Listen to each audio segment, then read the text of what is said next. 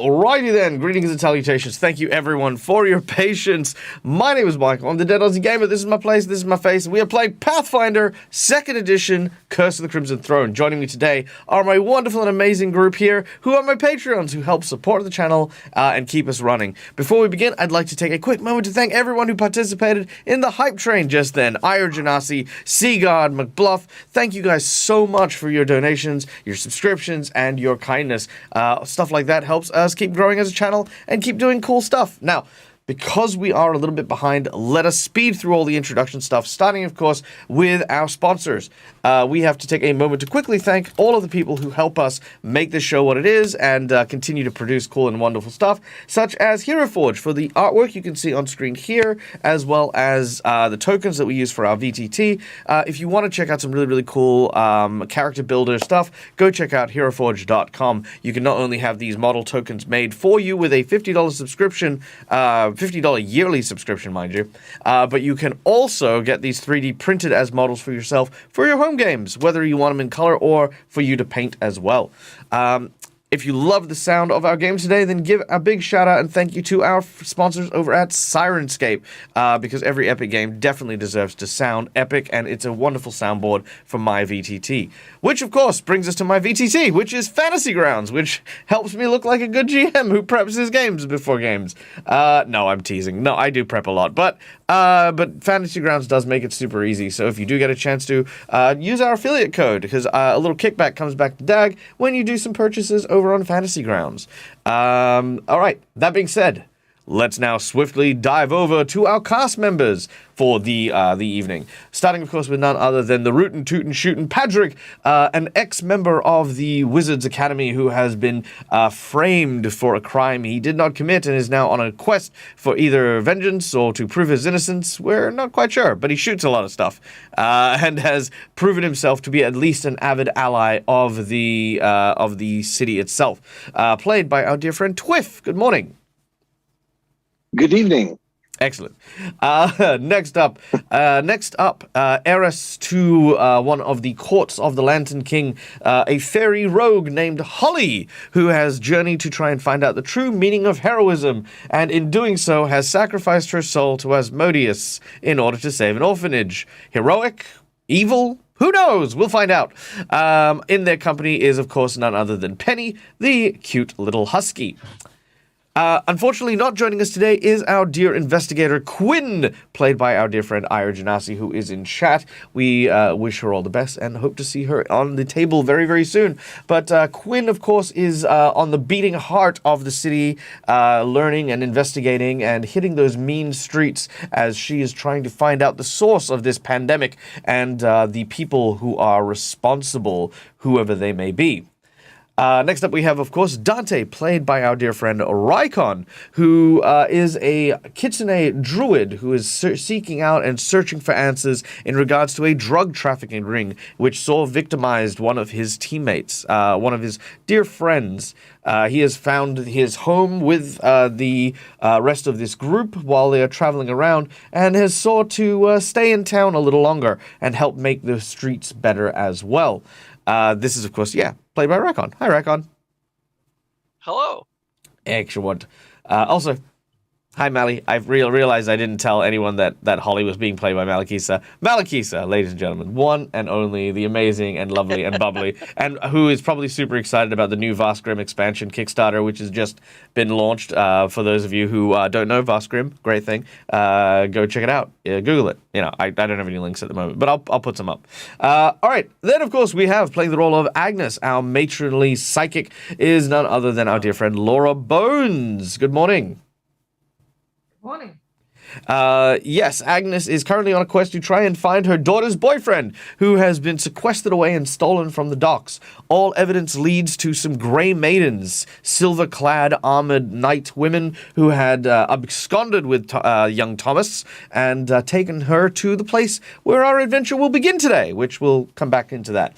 And lastly, of course, unfortunately also not being able to join us today is Chad. We hope you feel better, but he plays the role of Fido, the automaton tracker, hunter, ranger, who is trying to find the meaning of existence. That is, Okay, yeah, that's it.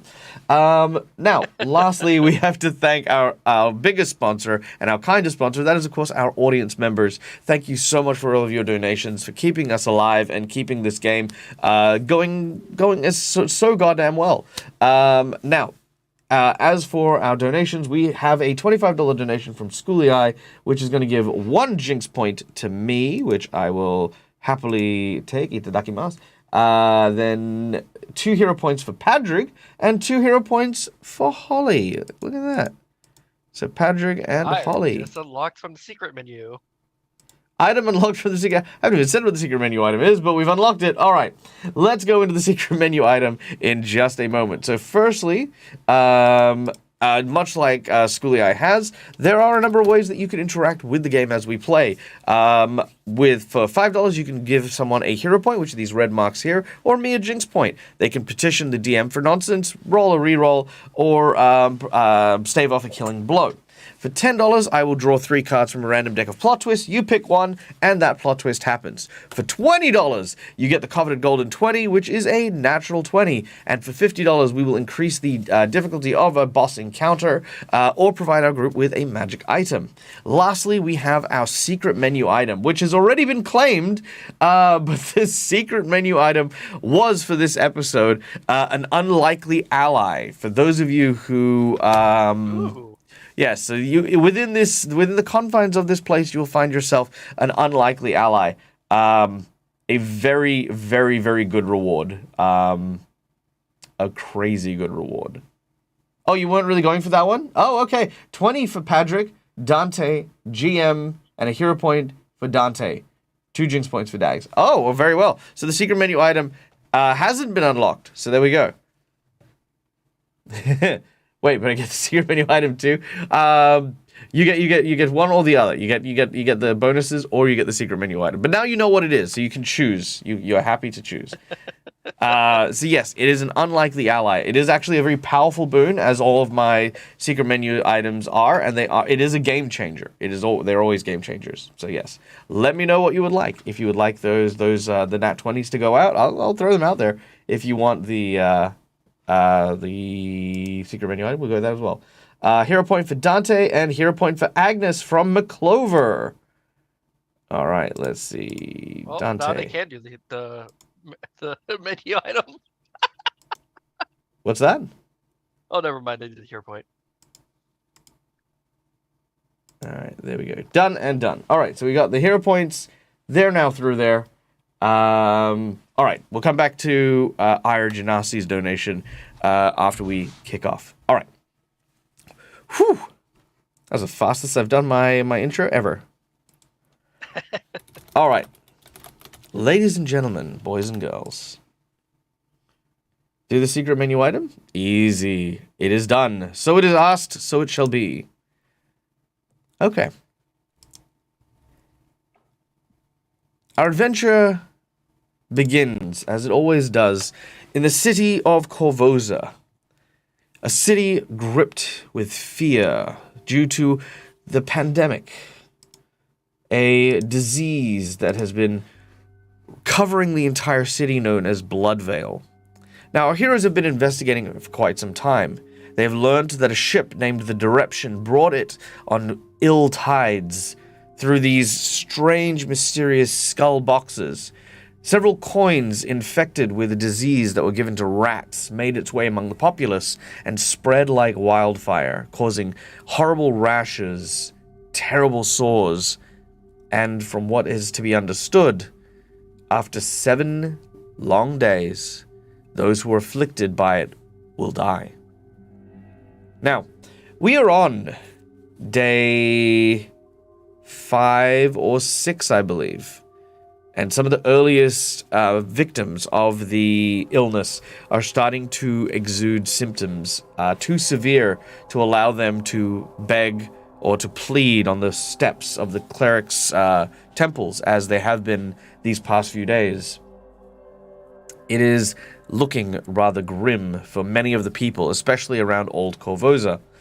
Now, the Queen, who is currently in charge due to the passing recently of her late husband, has instilled the Queen's physicians, a group of strange plague doctors that have taken up residence in a few places around the city and have been spearheading the move against this disease.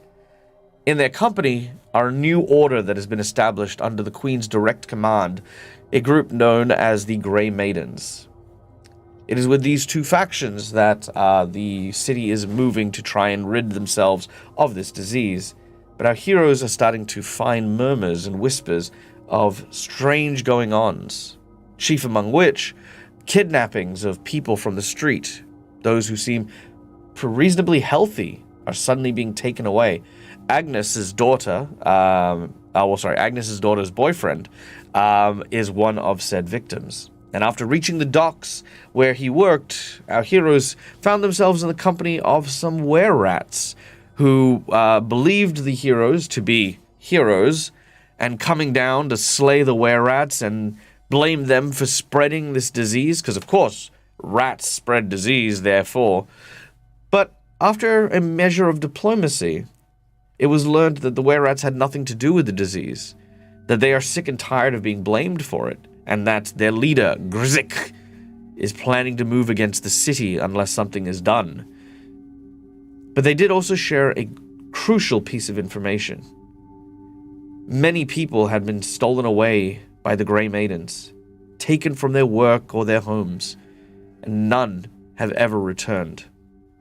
The were-rats have seen Thomas be taken to a place called the Hospice of the Blessed Maiden, where likewise he has gone in, but not returned. And it is here, just after meeting with the were-rats, that our heroes continue their adventure. So, heroes. Fido has some business to attend to, with Kane in particular, and will excuse himself. Quinn also excuses themselves as they are going to look into more about the recruitment of the Grey Maidens. Who are the Grey Maidens behind their silver helms? And the four of you are tasked with going and investigating the hospice. All right, the scene is yours, ladies and gentlemen. Approach it as you will.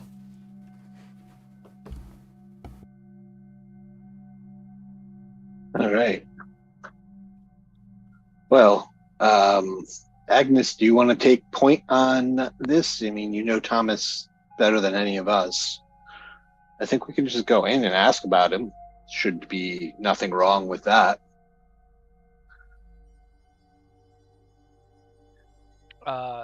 Real quick, GM, because this is important. How much time has passed since what would be last session and this session? Probably a few hours. I'd say the last session ended in the were-rats' den, and you followed them out shortly after you'd seen them in the afternoon. So I'd say the day has gone by, and you're looking maybe about 2 or 3 hours before sunset. So let's say 3, 4 o'clock. Can I quickly do medicine check to help heal Agnes some? Yeah, absolutely. Not a problem there. You guys, and before we do that, actually, you guys are welcome to rest till the morning if you guys would like. Yeah, I think we should rest until the morning. That seems like a good idea. Ollie's pretty low too. I will then use the time before we rest to heal people who are wounded. Sure, not at all. Let me double check on how the DC. No, that's okay. You don't need to roll them. Like we'll yeah. You'll have plenty of time to make all the checks you need.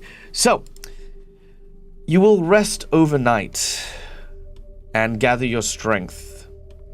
That evening, you are visited by the ghost of Zelara, the fortune teller. She tells you that the city is dying. Even now, she feels slowly but surely, almost like an energy sapping away at the world around her. The people are tired, weary. She doesn't know how much longer it can hold.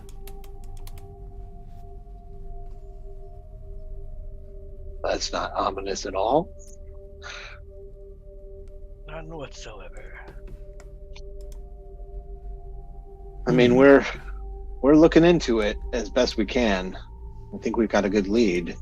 But if there's any other information that you might have from beyond the veil that could help, well, we're happy to take direction.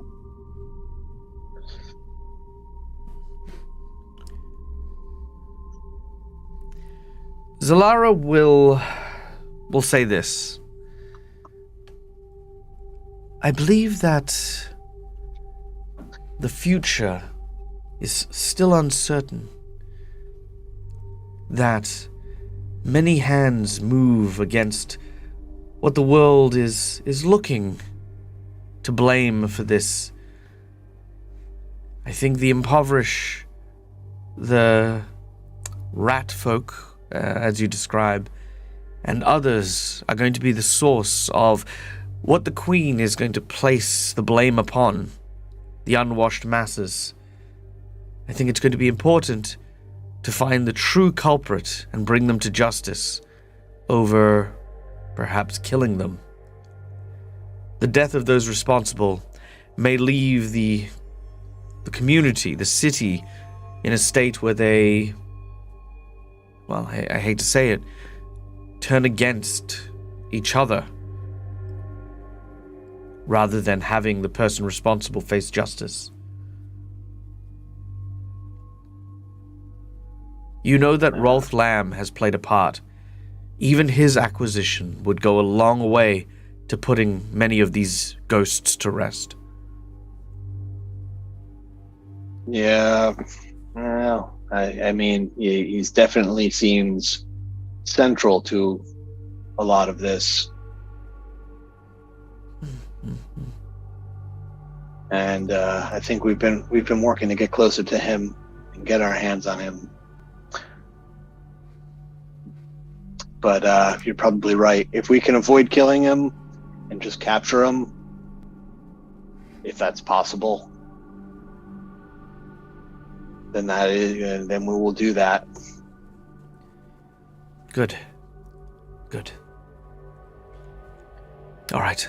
Rest well. Tomorrow may be the last day before we see a turn in this city.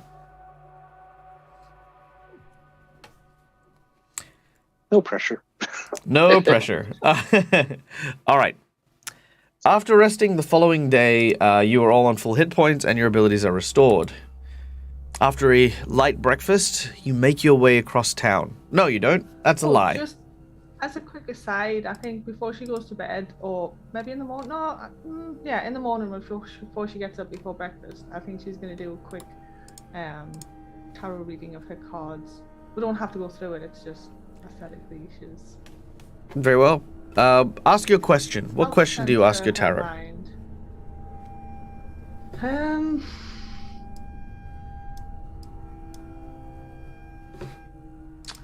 think after...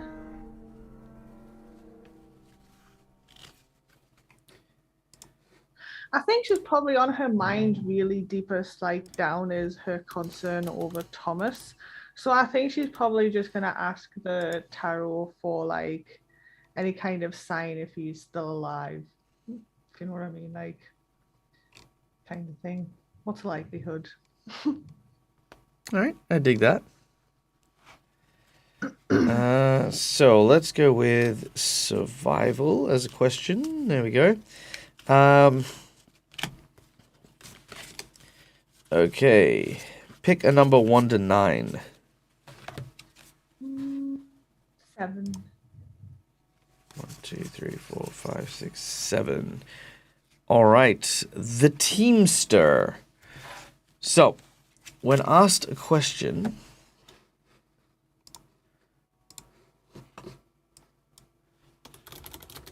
your deck gives you an answer. The answer you have been provided is...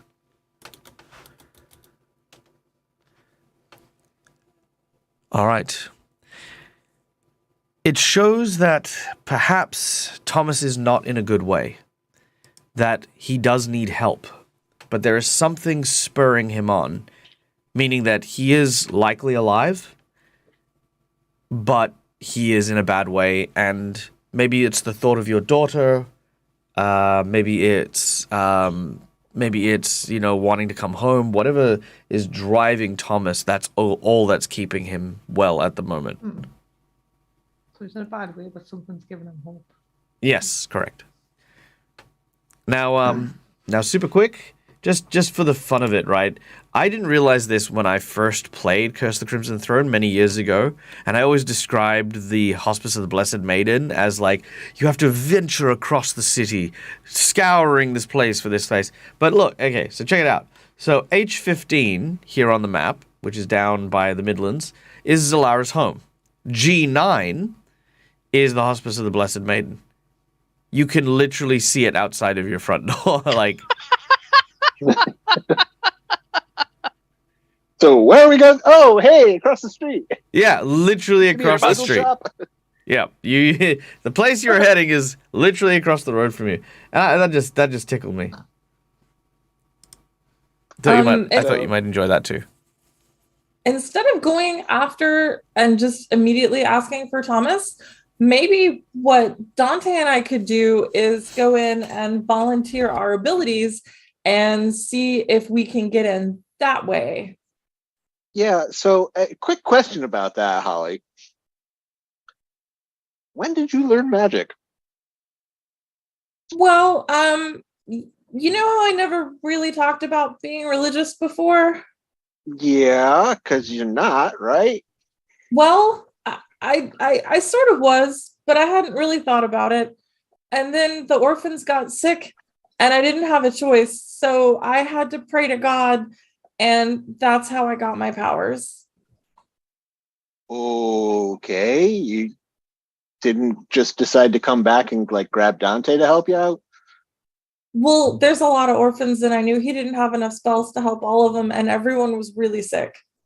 That's why I prayed first and got the ability to help some of them, and then went and got Dante, and then it still took us another 2 days to heal everybody. So, which god did you pray to for this? I mean, did you go to like Abadar? Do we have banking powers now? I actually went to Abadar, but they said that they couldn't help. But it's fine. I everything I did was for good, so that's really all that matters. But what do you think about my plan for sneaking in? I don't see it being a bad plan. No, I think the plan's good. I think we might have to have more on this conversation later, because you're being a little dismissive as to what you may have done to get this. But hey. Well, but Thomas is in bad shape, and we need to help Thomas for Agnes. We'll focus on what's in front of us. Then Patrick's just gonna kind of keep a slightly cocked eyebrow and make sure he knows where his weapons are. It's fine, but yeah, I think if we go straight in and ask about Thomas, that might be bad, because maybe we shouldn't immediately let them know that we know they have him. All right, so the game plan is to go and offer your services in terms of healing to the hospice without making mention of Thomas. Is that correct? Yes. Yep, I think that's where we are. All right. You head towards the hospice, where indeed some armed guards are awaiting you as you approach. A long line of the sick are being rallied together by these armored-clad women, each of which seem to be wearing the very identical, very iconic crimson sashes and plumage to their armor. As you approach, do you go in line, or do you guys like head straight for the front door?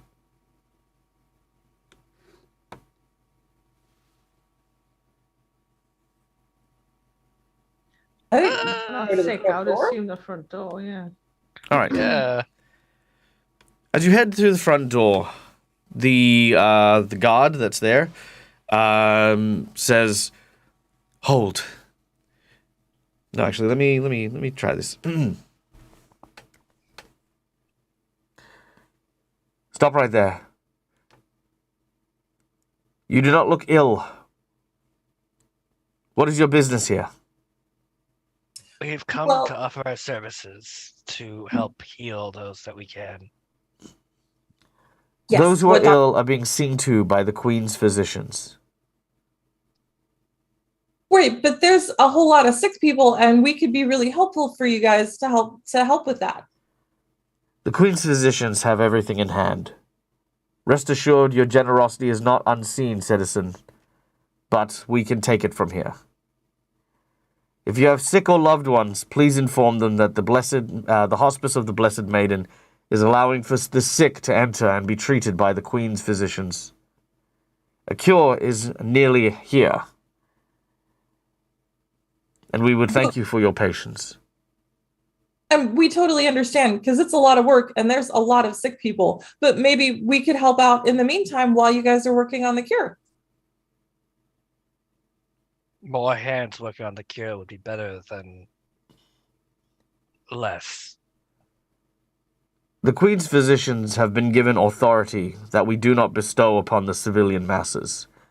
I'm sorry, but I'm afraid that unless you are a member of the Queen's physician, we cannot allow you to interfere with their work.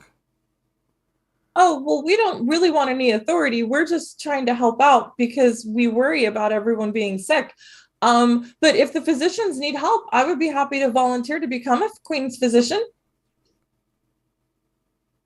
The knight, at this point, kind of looks at you and sees how insistent you're being.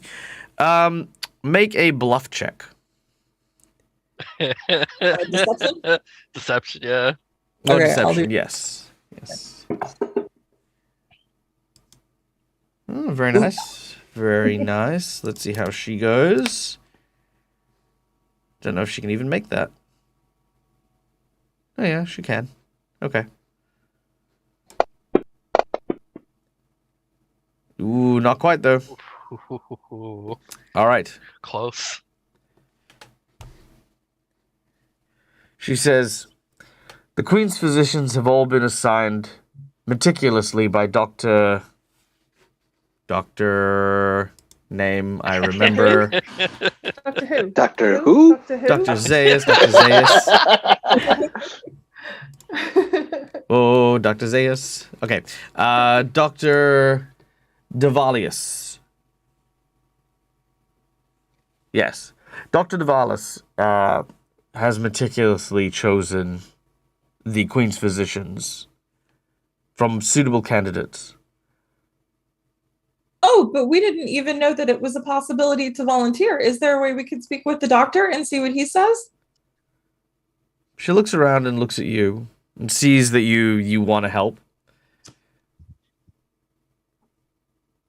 She says, wait here a moment. And she'll walk in. How much? You hear a bit of a like kind of like a loud talk. What you mean they're here to try and be doctors? No one just comes here and tries to be doctors. Have they gone to medical school? Do they have a license? Well, this is why you guards don't make decisions, innit? Yeah, no, get back out there and tell them to shove off. You see the knight come back, a little bit less pep in their step. How having many been- kids was there again that was cured? How of many the kids? adopted kids. Oh, like 16 kids. yeah, something 16 like that. over 2 days. Okay. The reason why is because we can use that as leverage. She says, oh, sorry, yeah. So the Grey Maiden comes back out and says, I'm sorry, but they're not looking for more additional staff at this time. But thank you for your concern, citizens. So, freely offered two people who can use the blessings of nature and of the gods to cure this sickness. Myself, I'm a passable alchemist. I may not be the most knowledgeable, but I can certainly assist, and I know my way around a lab and can even just work as an assistant to take over some of the menial tasks and this is dismissed outright without even an interview to assess our skills. As you say this, you hear a set of thudding footsteps coming from inside. At this point, your discussion has stopped the line of sick people, like, going into the hospice. And from inside, a woman comes out wearing a kind of like one of those face masks that you wear when you are sick. And I love this woman. Plague Doctor mask. I was about to say Plague Doctor mask would have worked too. No. Where is she? Where are you? Gotta get the name right. Thank you. All right, there it is.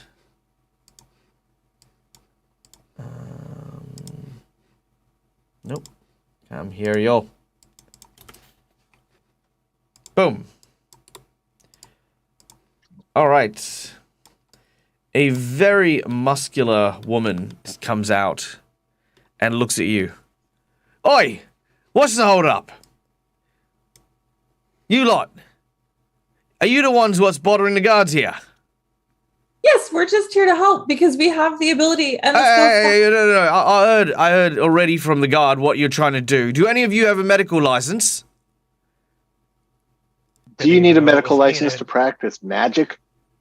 Yes, especially when you're trying to do nothing but give the actual disease that's running rampant resistance to magical spells. Magics are only keeping the stem at bay. When a disease develops magic resistances, your lot is absolutely and utterly garbage, all right? So I'm sick of having clerics come here telling me two things. One, we're out of spells that can restore people who are sick, and then all of a sudden, oh, we've got plenty of help to offer you guys. No. I'm sick of it. We've had so many people come here, sick, dying, and now you lot are here keeping up the line? What do you want from us? I do have a medical license from back home. She watches you, waiting for you to present it. Well, I don't have a physical copy. That's not how that works. We just get That's certified. absolutely how it works. It's a license. You literally have a license. She reaches into her pouch, she pulls up a license, and she shows you. She Well, then I mean, puts it... Actually, But back where I'm from, we don't have paper like that. We just Well, get it's our a name. very good thing we're not where you come from, lady. But you have your name put on a list, and my name is on the list. So Your if you're not name on the ain't on the list, and I would know because I have the bloody list. Now get out of here, and I don't know what trouble you're trying to get into, you sickos, trying to gawp at the suffering. What's wrong with you? quick question. Oh, I'm Zach. sorry. I didn't realize that offering help was a bad thing in this world. Offering help? Offering If- help, offering skills. If you yes. want to help, don't gather in large crowds and stand in front of a plague-ridden epidemic center. It's four Um, people. That is not a large crowd. do I think that she's lying, or is this person like legitimately like really sincere in everything they're saying? She's super cross. She is okay. So let's go with a couple of things. First of all, insight bonus. The insight bonus here, we're gonna say yes. She wants you to shove off. She's not looking for doctors, and you kind of get the impression that doctors and healers are two very different things. They are all doctors. They're practitioners of medicine versus that. Padrig, you're probably closest to them, but you're not necessarily a doctor.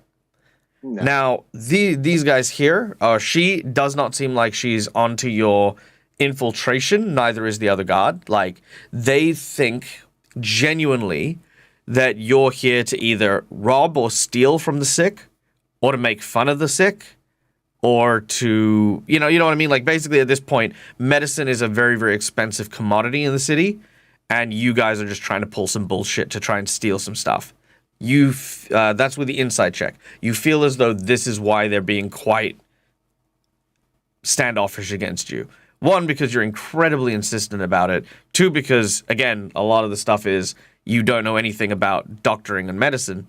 And, again, thirdly here, is that it's kind of a thing when you get told no generally speaking, people would be like, oh, okay, you know, that's okay, you know, or they'd back down. Because you aren't backing down, that's why she's taking a...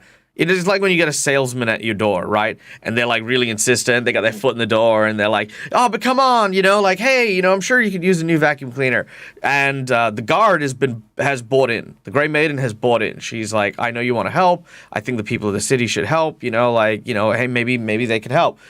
This is the wife, the home wife who has come out. She knows the deal. She knows how to get rid of your sort. And that's what that's the mode she's in. She's not necessarily, this is not how she always is, but that's kind of it. Telling the salesman to shove off. But there's sick people behind us, right? There's a line of sick people, yes. Not directly behind you, but because you've cut to the front, they're running along the side of the building in front and to the right of you. Okay, can So I we don't wanna go to the block nearest access. sick person and cast remove disease on that person? You may. Please make a fortitude save. But it does require you to touch them. It does indeed. Hey! You make your saving throw. As you do so, she looks in shock at you. You do remove the disease. There is no physical change. Like this person's still got quite red pox on them and stuff like that. But you notice that their breathing becomes less labored, their coughing becomes less frequent. And she immediately says to the guards, "Grab her." And they... Dante... Yep. Dante would actually, like, take a look at people to see who was, like, closer to being, like, closer to death's door. There are bunches of people. Like, everyone's basically close to death's door at this stage. Okay. Then Dante will also use root disease. Wait, what? What's going on here? Stop. Are you arresting her, please? We're not please. arresting her. She is now contaminated and needs to be properly examined, as does your other friend, who apparently don't listen to instructions. This is why we do not have your kind helping us, because you do not understand how diseases work. Take them inside. We got rid of the disease. They, using my hero point. Yep. There we go. Very well. The both of you have naturally resisted the disease, but the two Grey Maidens immediately rush to your side and grab you by the arms. Now, at this point, they're not using excessive force, but it is a very forceful. You are being brought inside into the into the hospital. I'm fine with that. We need to get in the hospital. We're with them. You're taking them inside. You're going to take us inside too. Oh, okay, hold on, wait. She turns around and she is now furious at you. The words that come out of her mouth could only exist in Dwarven for how much swearing she is doing. She basically... I mean, you can be pissed at me all that you want, but you're not giving us a proper avenue to offer help. You're just completely dismissive of what any aid that kind anyone of wants. entitled bullcrap are you trying to pull here? You have no authority here. We have authority here, and at this point in time, anyone who is seen obstructing the duties of the physician or the knights are punishable by imprisonment, torture, and/or death. What do you think should be doing here? How is this obstructing? Offering aid is obstruction? You've already obstructed these people from getting treatment by your senseless and pointless argument here. They are not being obstructed. The line is going through. It's not! The guard who is letting them through is busy dealing with you. Oh, I was talking to you. I'm not talking to the guard. The guards are currently taking Holly and Dante inside. I'm yelling at my shoulder. Patrick, it's fine. Don't worry about it. We'll get everything cleared up in here. It's fine. We got it. Oh, wait. Right. It's a new day. Do you have a sign-up sheet or something where I can at least apply to help you guys out? Like I said, I'm an alchemist. I can help in the lab. What's your path for getting licensing? I mean, these are the sorts of things that you're not offering people. She basically turns to the guard and says, if he approaches again, either throw him into jail or kill him. I'm done with this conversation. and she goes back inside in a big humph. She just says, "And let me never catch you here again." And she kind of like storms inside. The gray maiden you were talking to looks to you like very sympathetically. Well, through the freaking faceplate.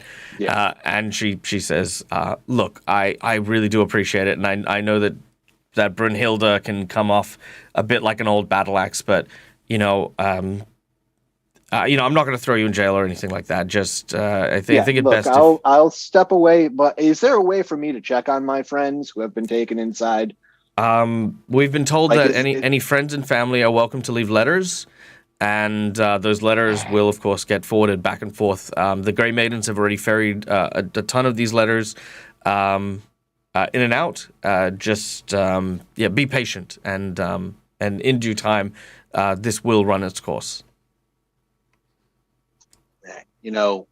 I understand. I'm leaving. I'm not arguing anymore. But if you guys have a suggestion box or something, just having like a spiel where people who want to help, if you can give them hey, go to this building down there and put in an application for an interview or something, instead of dismissing it out of hand, could have avoided this whole situation.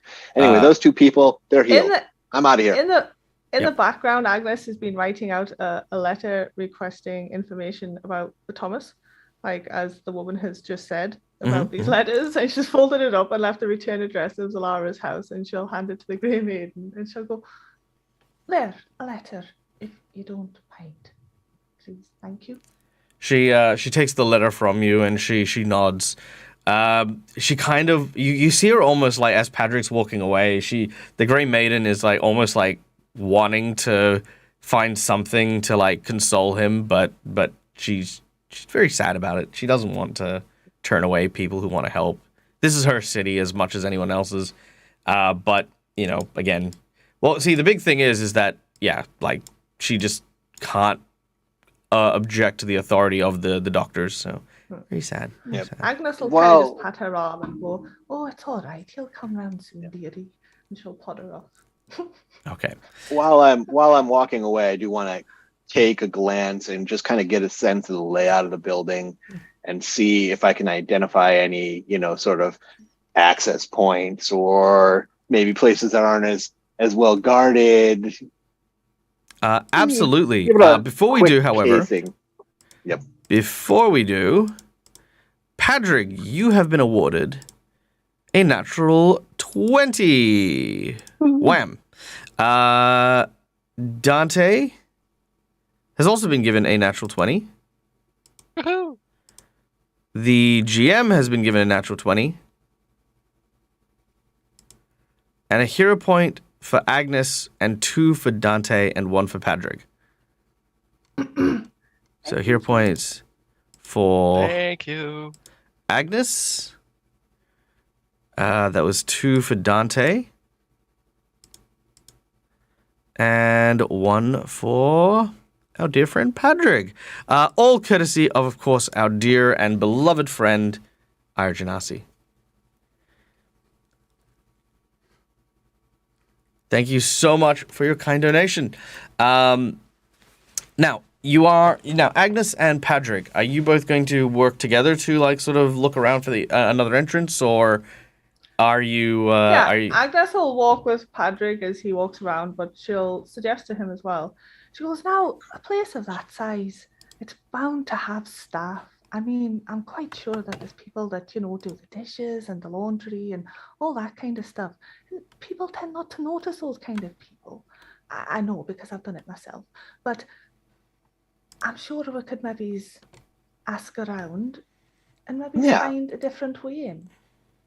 Yeah, let's see how we can swing this. All right. Searching around past the line and towards the back of the building, which I will move you guys to now, which you guys should be able to see that now. You can see 3 loading doors. You can tell at this point that this was likely like some sort of like warehouse before it was taken over by the doctors and the Grey Maidens, and these look to be like loading doors that would otherwise that would otherwise have been used to ferry goods and supplies in and out. There is a very rudimentary lock on these loading doors, meaning that they haven't been intended to be used, but that is what you see upon searching for another entrance. Meanwhile, inside the hospice, we now go to Holly and Dante. The two guards place you into a couple of bunks, and you can see that the sick ward is filled to the brim with sick people. There are also a number of guards and queen physicians moving around quickly, treating as many people as they can.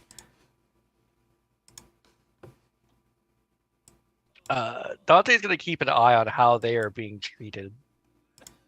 Holly's gonna look specifically for Thomas to see if she can see Thomas. Make a perception check.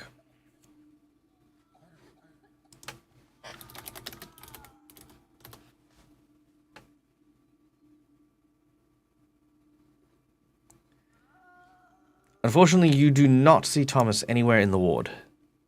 If I had a better perception check, would I have seen Thomas? You don't know. It's the point of a perception check. Oh, I don't know Do if I it. Use it. You've got 3 hero points. Yeah, I'll use a hero Yep. point. And reroll it. Okay. 1 hero point down. How with the same number? You How? you don't see Thomas anywhere in the sick ward. Okay. All right. Now the guards and the Grey Maidens do not seem to be paying you any mind yet, but they have told you there's like a little locker at the foot of your bed where you can put some of your stuff down. But then they tell you to like de-armor yourself, like if you are wearing armor, and get comfortable and get into bed. What's armor? Again, if you're wearing armor. Yeah. Do they seem like they literally seem like they're trying to help? Nothing seems suspicious or weird or anything going on. Yeah, no, everything does seem pretty on the up and up. People are getting treated. They're being given water, some small things of bread and fruit to try and help stave things off. People's temperatures are being taken.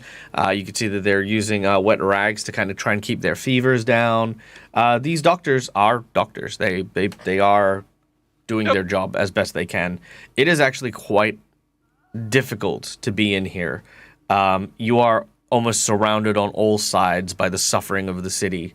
And all the doctors here, at least on this particular in this particular ward, or everyone, it's just a stopgap. Every now and then, you'll see one of the doctors sort of see someone who's particularly ill and sort of gesture at one of the Grey Maidens, who will escort them just kind of up to the northeast of the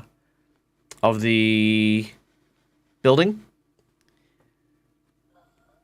and then return without them.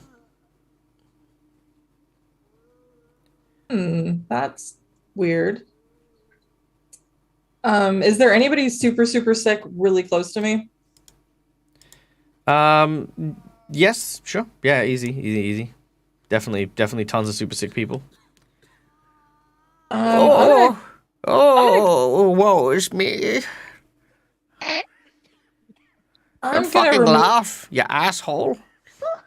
I'm gonna It's just on that Fucking one. snicker at my suffering. Fucking get you. He didn't mean to snicker, sir. He's just a little problematic. Here, let me see if I can help tuck you in. And Holly's gonna like lean over and touch him and remove disease while she's pretending to tuck him in, so it's not obvious she's removing disease. All right, fortitude save.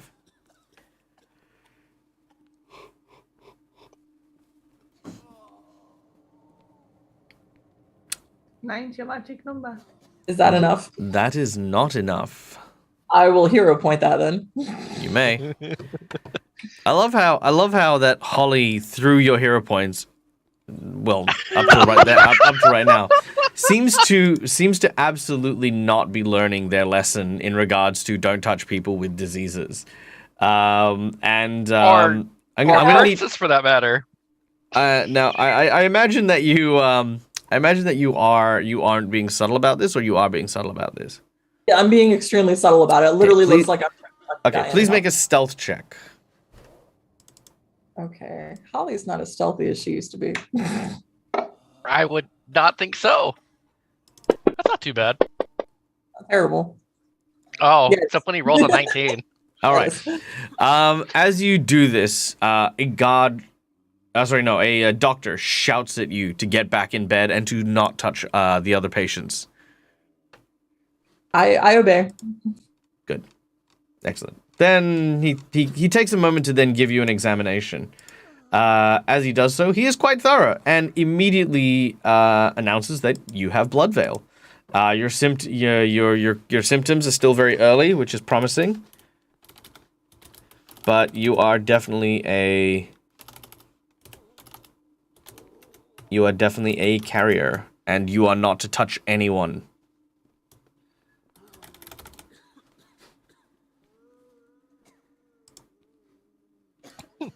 You are not to touch anyone. Okay, I was just trying to be nice. He wasn't doing well and needed to be tucked in.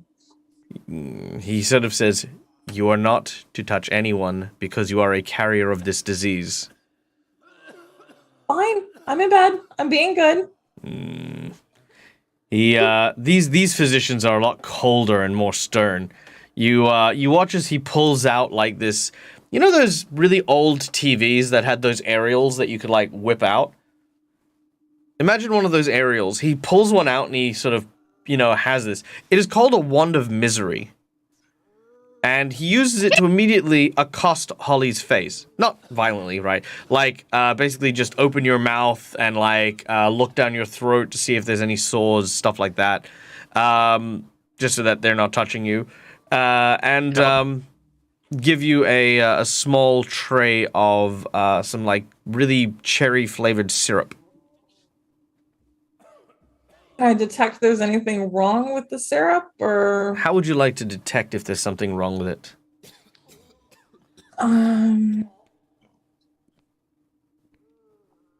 That's an excellent question. Then no. You have no idea. It looks bright red and smells sweet. It smells sweet. Holly will go ahead and drink it. All right. Despite its sweet smell, it tastes quite bitter and awful, and has the consistency of day-old porridge as you slurp it down. But that is it. Dante, do you do anything while this is going on? I'm actually curious about what they're using.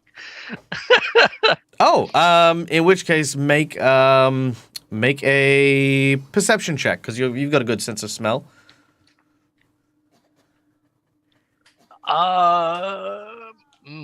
Do I want to use a hero point to add a bonus? Up to you. Yes, I will use a hero point to add a bonus. Very well. Make your roll. How much of a bonus is it? It is a plus 8.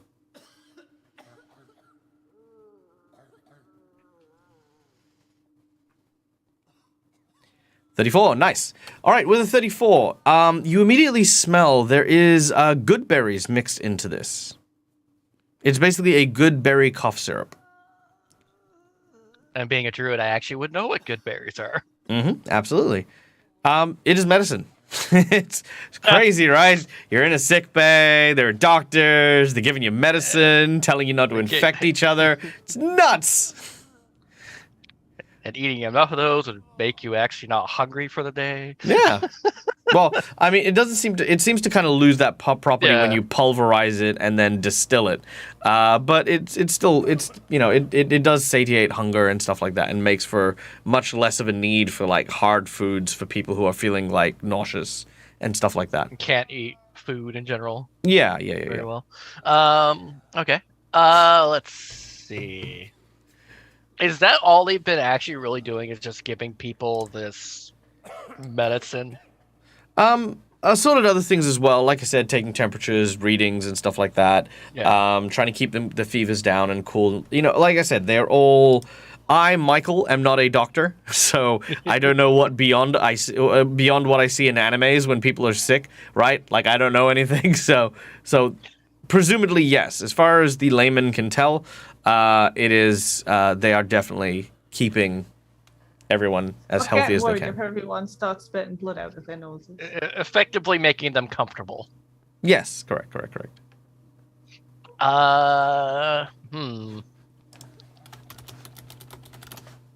I may have to pull a Hail Mary here. Just to see what's in the other room.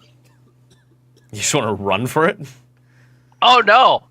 I You have 2 could just vials make of it infected quicker, blood in my bag of holding. You get what, Just- sorry? I have those 2 vials of infected blood in my bag of holding. And... I mean, I could infect myself with it. you could just touch Holly and choose to True, fail I your could just fort touch save. Holly. Yeah. I could just touch Holly, but I mean, getting enough of a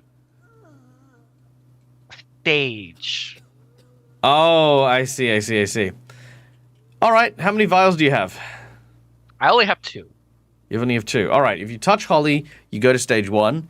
You drink the infected blood, which is going to be incredibly gross. Oh, yeah. And choose to fail, you will go up to stage 3. It'll manifest in about an hour. Keep bearing in mind that at stage 5, you will... No, sorry. Stage 5, you'll basically be incapacitated, and stage 6, you will die. Mm-hmm. Good. As long as yeah. you're aware of the consequences, I am happy. Nope. Dante, I'm gonna look over at you and kind of shake my head and say, one of us needs to stay safe. Let me drink it because I'm already sick. We can fix that issue real quickly. Oh dear. Dante is going to use remove disease on Holly. All right. Holly, your disease is removed. Dante, are you choosing to fail your... I'm choosing to fail. Very well. Now, Dante, you are infected by... What the hell is even happening to you guys? Like, I mean... Just... I mean, I got it. I was trying. For him, it's curiosity of what in the hell is going on in that next room. Sure, not a problem. Okay. Let me just pull this up here. This is a PSA of what not to do in a pandemic. Yes. Please do not do this. All right. Yeah, So while you have... going, Yep. Yep. So you're stage Don's 1. one. just walking around And licking then people's while- like handkerchiefs and stuff. They are while they are busy they are looking. He will quickly down the infected blood. All right. You down your first vial of infected blood. You gain permanently the sickened condition. Not a surprise there. Nope, not a surprise. Pretty standard affair there. Okay. So you are now He's gonna make sure, Okay. and he's gonna make sure the vial goes back in his bag of holding, so they don't see that he did anything. Sure. Okay. That's just your first vial. You don't want to down the second just to check?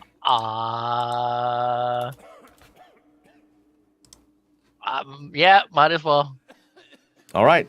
We head into stage 3. Stage 3 is 1, 2, 3. All right. You have gained sickened 3, and you no longer have the ability to speak.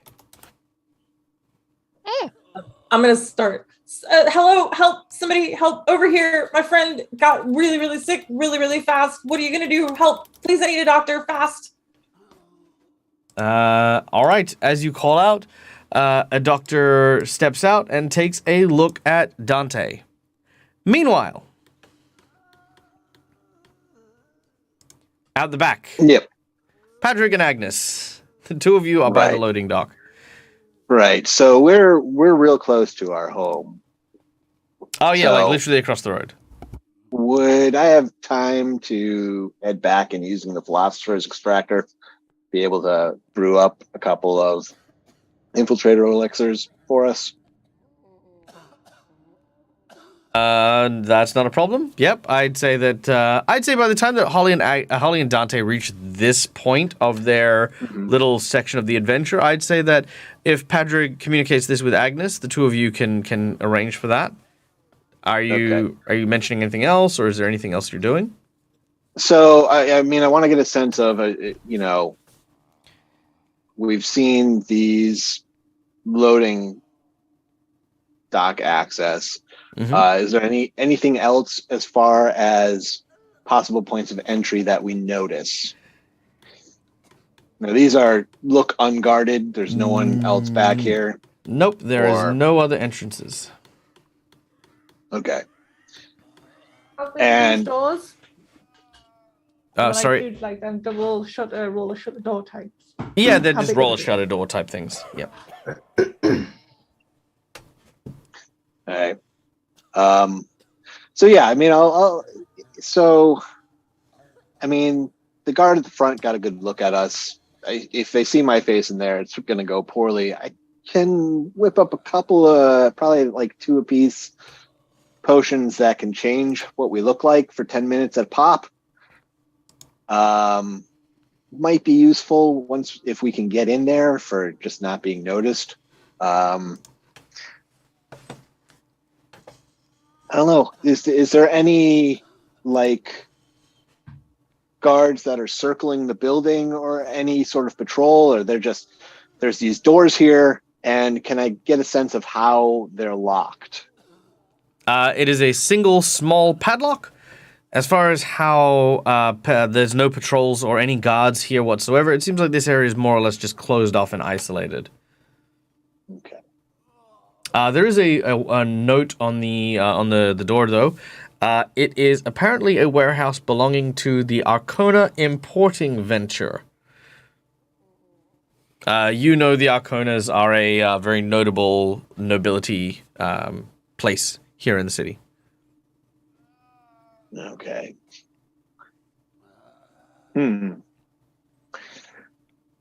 So how can we use that information? I mean, I've heard of them. Yeah, you won't be able to use that to your advantage. They literally came in and said, "We've got given orders by the Queen. This warehouse is ours now." Yep. And they took it. Just kind of like starts muttering away to herself, and she walks and she kind of looks down this side of the building a bit, and then she comes back around here again, and then the kind of like muttering increases as little concentric circles like just kind of form around her a little bit. And I'm going to cast Clairaudience. Sorry? Which is Clairaudience. You create an invisible floating ear at a location within range, even if it is outside your line of sight or line of effect. It can't move, but you can hear through the ear as if using your normal auditory senses. Okay.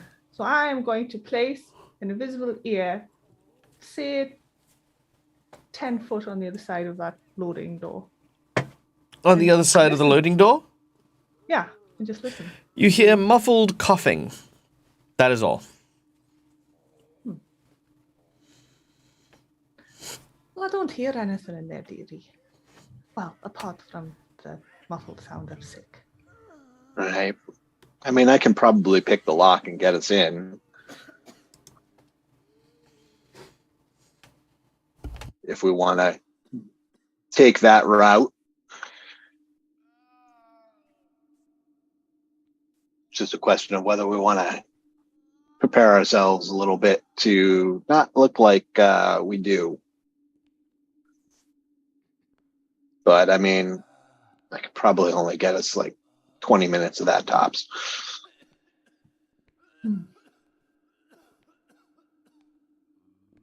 Might be better to just kind of, tie a handkerchief around our faces. Or a mask. Oh, actually, a mask would make us fit right in. Yeah. We probably have some, really, if we've been wandering around the city and all. Yeah, I'd say so. You can definitely pull out like a bit of rag and make it so that you wrap it around your mouth so that you've obscured most of your face.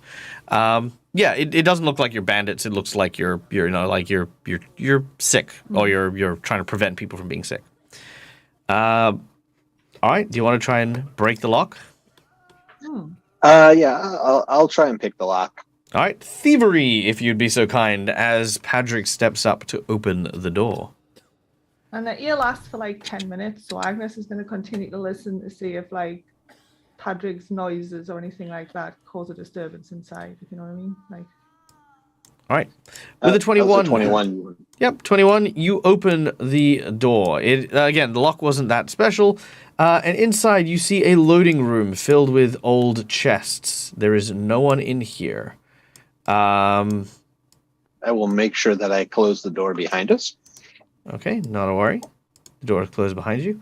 Now, inside the loading bay, the scent of exotic wood and sawdust fills this maze of barrels and crates. A web of ropes and pulleys crisscross from the ceiling. From one thick cable hangs a net of barrels suspended 20 foot above the floor. 3 great wooden doors, roller doors, the little kind of things, lead to where the outside area where you just came from.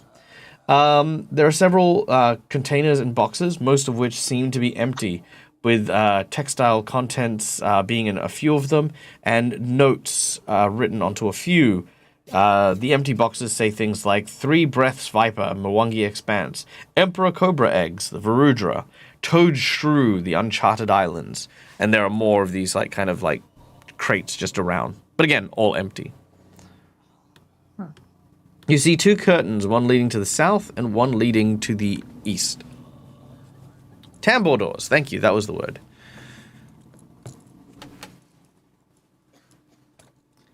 All right. So they're curtains.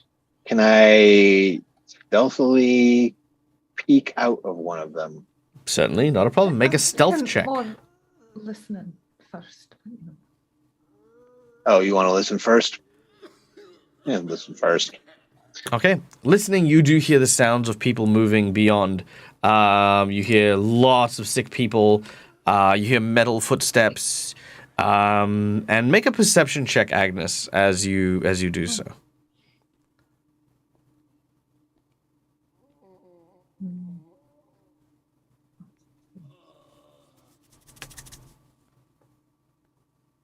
All right. With a 24, you hear a doctor say, "It seems as though you've contracted quite a severe strain of the scarlet fever, or the blood veil. It seems as though that your tongue is starting to swell. Can you open your mouth and try to speak?" He's saying this to Dante. He will attempt to do so, and more likely proceed to cough because his throat probably is killing him. Yep. All right. Yes, well, at this stage, we'll need to take you in for intensive care. He gestures over at the Grey Maidens, who bring out a gurney, and they load Dante onto the gurney. Can I go with my friend so he has somebody with him?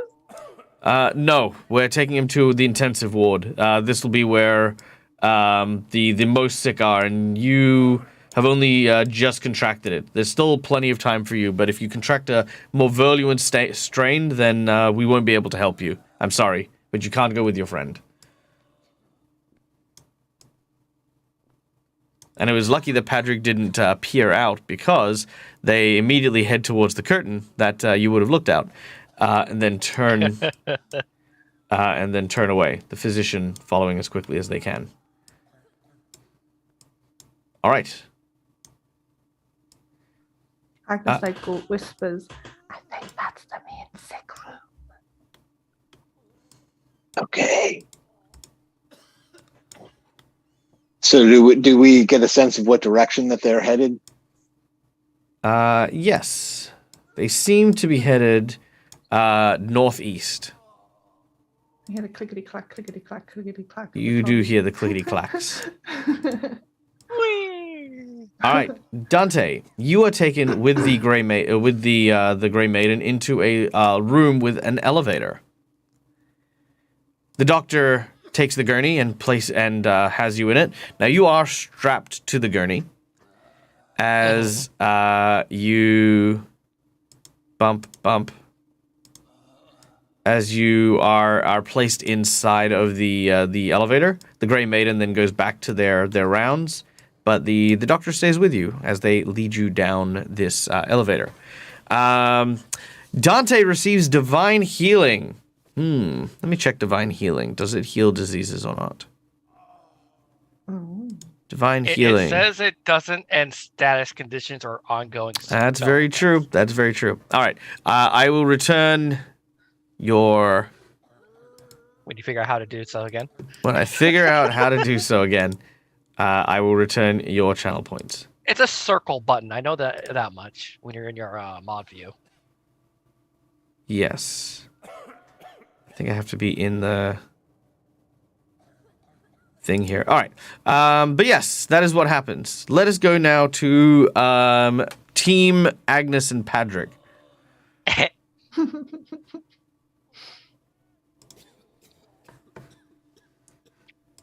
All right, so we heard this. Well, Agnes heard this, and I see her going. So Patrick's gonna follow Agnes. I think it sounded like they went this way somewhere, but... All right, does it sound like the coast is clear? Can you hear anything else immediately outside, or? I don't think so. All right, I will try a stealthy peek out these curtains. All right, make a stealth check. Aha!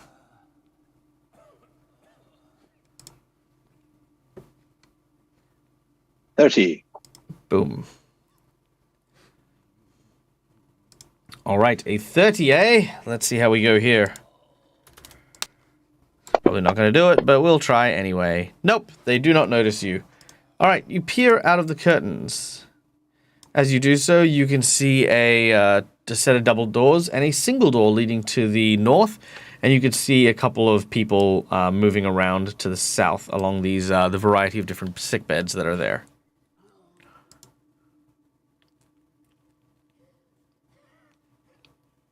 All right, I'll convey what I see to Agnes. Like, all right, there's a pair of double doors and there's a single door, and then there's a big room with all the sick people in them.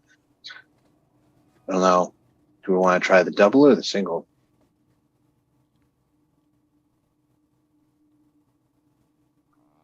Oh,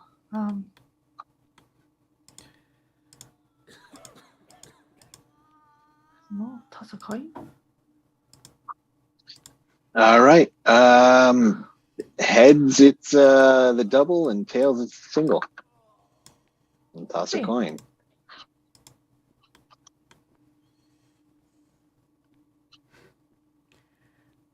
All right. Well, as you flip the coin, Odd Bandicoot redeems an insight check.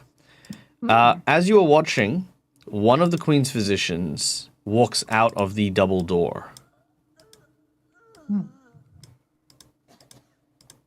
Patrick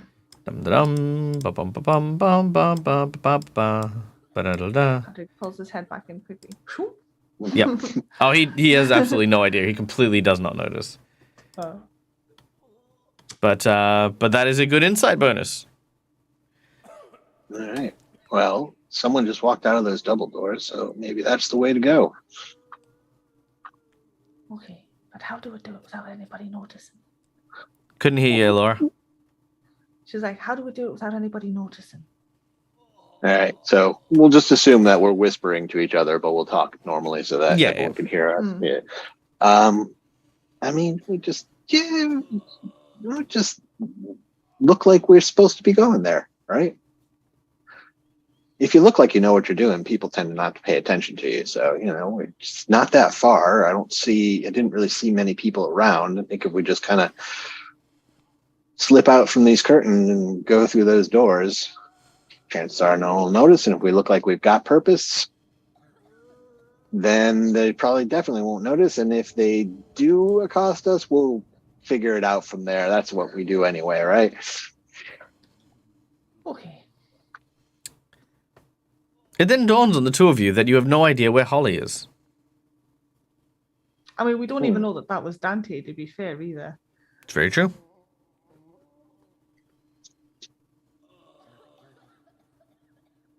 Yeah, that is a bit of a stickler.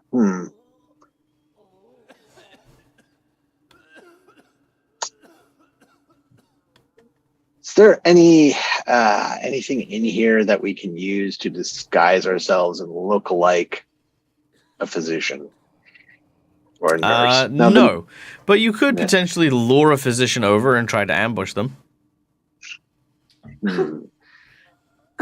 Which will either work super well or super poorly. Yeah. I feel like that's got a real high chance of going very poorly. Alternatively, you could see if you can find Holly. Let's see if we can Old bones. take a... Can Holly jump in real quick? Mhm. Because Holly would have wanted to stealth out after Dante anyway. Sure. To see if you're on the beds to like follow where Dante was going. Sure, I got no problem with that. Make a stealth check.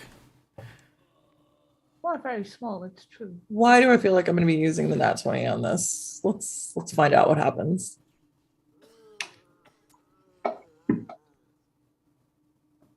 That didn't go through. It did Let's not. try it again. There we go. There we go. All right, a 28. That is not a problem. I don't think anyone's really going to notice. Nope, no one notices. Oh, definitely not. All right, you managed to move between the beds, and you can see that that Dante gets taken through the double doors. Can I get you to make a perception check for me? Yes.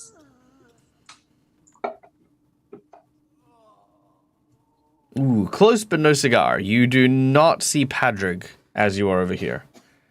I'm going to try to continue sneaking up to the double doors. Do I see Holly? Make a perception check.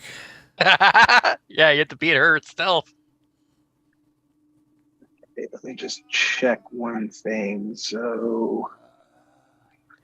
Now, keeping in mind, Holly, 10, 20, 30, you are not going to be able to reach that door while stealthed. I can get to the end of the beds, though, right? You can get to the end of the beds. Easy. Oh, that's sucked. That was an 18, but it didn't stay in the box. So now if I I have assurance for perception, but that's just 10 plus my proficiency bonus, which is a 13. No, it's 10 so plus your your roll. It's 10 plus your... It treats it as though you've rolled a 10. Right. So it would be... Right. So it would be as if I rolled a 10 and then plus Your whatever perception. my bonus for... Right, which is a 13. So that wouldn't be high enough to notice To her. see Holly. No. Because that would Try only it. be a 23. Ooh, a 27. So close. No, All I've got a bunch of hero points. Yeah, Let's well, I burn mean, one even down. if you use one hero point, you can get a +4 and make that succeed. Yeah, I'll do that. Done and done. All right. With that hero point being expended, you do see Holly between the beds, just further down from where you are. All right. I'll let Agnes know. See, Holly seems to be sneaking over towards that door too. Let's see if we can follow her and meet up. I don't think I can grab her attention because that would probably grab the notice of someone else, but Good call. just kind of follow her as she goes past. Well, you notice that The she's coast not named moving Cliff. past just yet, because there's a wide open area between Holly and the door, and as soon as she makes a move for it, because she is not invisible or have hide in plain sight, she will get spotted the moment she tries that move.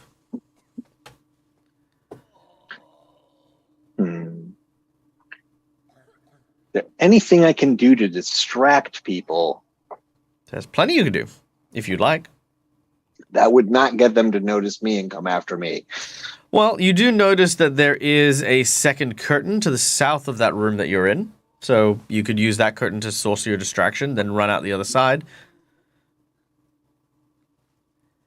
All right, let's give that Also, a try. no worries, Seaguard. Bye. We'll see if we can give a distraction and get her some opportunity to move and us to follow. All right. Make a... Well, okay, what are you doing to make a noise? Well, actually, I'll ask Agnes first. Hey, is there any psychic stuff for... Can you, like, telepathically throw something so people don't notice us or see what's going on? I can try. Knock over something off of a table or something like that? Yeah. So I Just something to... attempt to do that. She'll kind of peek out the curtain, look about for something small that's breakable. That You see a glass of water. Yeah. So she will, using her...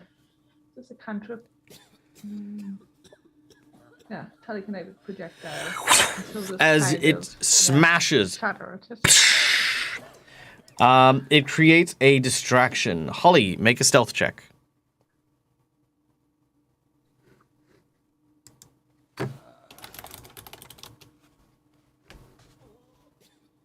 All right. I doubt anyone will see you, but let's find out if that's the case. Yes, they do not see you. Holly, you rush out and run past towards the door, opening and getting in before anyone notices you. And Padrig and Agnes, you follow suit, slamming the door behind you as you find yourself near an elevator. Oh, Now. Right. Hello, dearie. Hey guys, I healed somebody and then I got a little sick and then Dante wanted to and Agnes steps back up. Just don't touch us. No, I'm not sick anymore because then Dante healed me and then he drank that infected blood that he took to make him really, really sick. So now Dante's really, really sick and they took him in this room and I don't know what happens from this point. I just know that they take people here and they call it an ICU. You know, this team has an oddly self-destructive enemy. I couldn't hear you. What do you say, Agnes? Agnes is just mutters under her breath. You know, this team is oddly self-destructive. Self-destructive, yes. Well, you know. All right. Well, I guess Yep. Where the did way I go? forward. I don't is the see it. way- Yep. I guess heading down is the way to go. Okay. As you do so, let me just Here's that bat. clear Oh. this up. Huh. No. Totally not looking at the map name. Nope. No, what? No. All right. Tell me- As tell me you what to step go out, you are greeted by a cleric. Not a cleric, a physician. Yep, good old physician who wheels you out of your gurney and takes you through this double door to another long chamber before taking you southwards to another door here, where you can see a variety of very sick people tied to an assortment of beds. As the doctor pulls you in, you not only hear the sounds... I see none of them, by the way. Oh, there we go. You not only see the sick people there, but you also see people who look very dead. And a couple of those dead bodies seem to start thrashing and howling and hissing at you.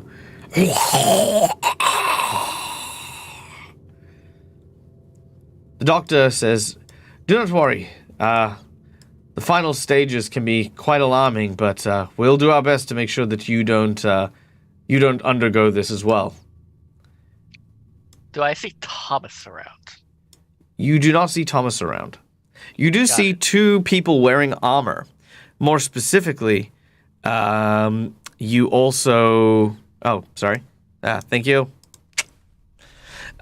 You do see 2 clerics wearing metal armor, each of which have on their chest a symbol which is a fly with a skull printed upon it. Why does it sound familiar? Oh, we've seen that. That was on the skull boxes and on the coin. Ah, And that is where another figure steps out. I see we have a new arrival. Welcome. I'm sorry that it's not under better circumstances. But rest assured, your health is of our greatest concern. You see a figure standing before you, and even though he did not say his name, you kind of feel deep down exactly who this person is. Allow me to introduce myself. I am Rothlam. And I am here to make you as comfortable as possible.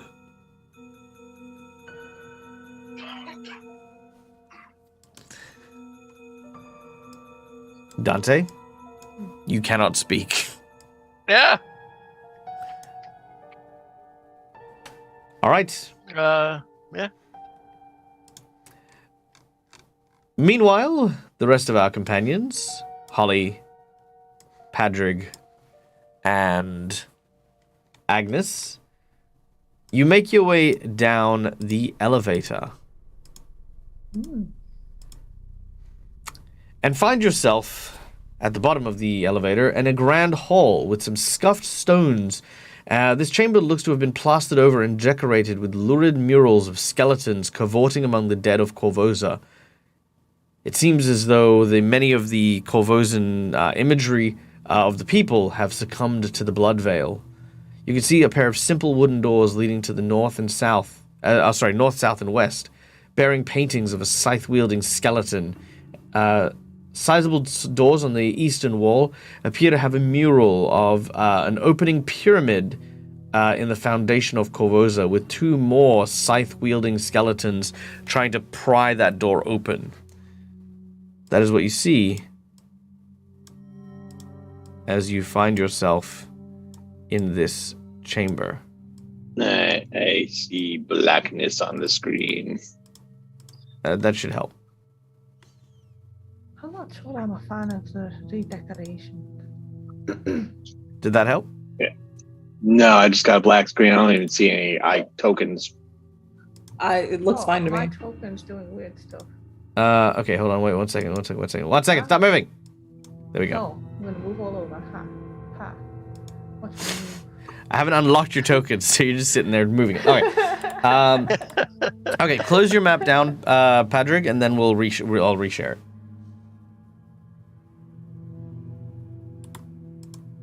Alright. That is much better. Okay, good. Sweet. So that is what you see.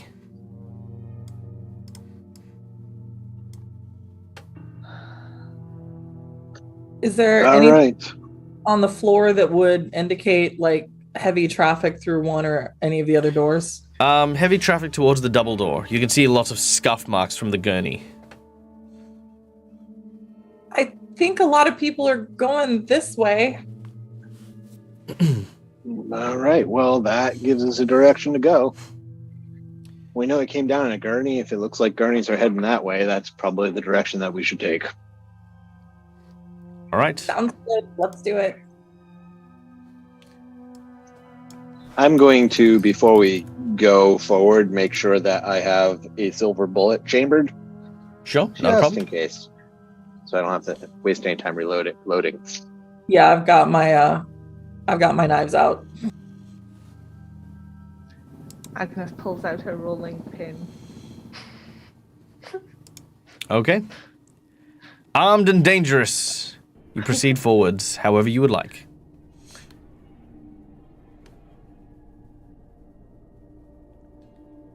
All right. As you open the doors, you lay your hands upon the wood, and the two skeletons emerge and swipe at everyone within a 10-foot radius, which is everyone in the group. Oh, goody. All right. This may not be pleasant, but we'll see what happens. So, this is a 12 to hit? No, I don't like that. I don't like that at all. Oh, wait, no, that was wrong. That was wrong, sorry. That should have been a 22 to hit. But I still don't like that. So you're all on full health. Fuck it. I won't ever get a chance to do this again. I'm going to burn my nat 20. Oh, God. Oh, no. All right. Which deals a total of... Oh, come on now. It's not letting me roll it. Okay, so... Rip. Okay, When so... it's not correctly set. No, that's okay. 1, 2, 3, 4, 5. No, actually, let me do this again. So 5 times 4 is 20. Then 1. So 2d4. So 8. 3, 4, 5, 6, 7, 8. Done. All right.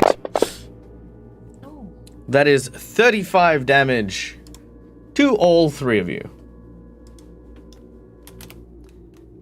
As the scythes Good thing you got full healed.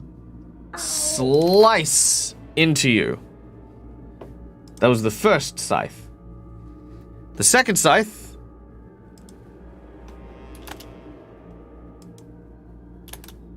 should be that. There we go. That is a 34 to hit you all. What is our ACs? Yeah, it's not a 34. I guess it's a 25. Okay. Yeah, I don't think anyone has over. Yeah, but I need to know if it 24. crits. It crits Holly. I've got a 24. All right, so it crits Holly and it crits Agnes. All right, so let's start with Padrig. Padrig, you get 10 points of damage from the second scythe. And Agnes and Holly, 3, 4, 5, 6, 7, 8. You take another 43 points of damage. Agnes hits the deck. That is correct. All right. And Holly also hits the deck. As the scythes tear into these two, they fall unconscious on the ground. Padrig, you watch this happen as the scythes... Well, shit.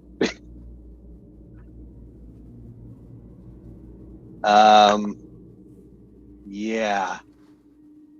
I don't have any healing potions. Or anything that I can do, really, in this situation to help them. All right. At this point, a doctor opens the door and sees Padrig standing in front of it.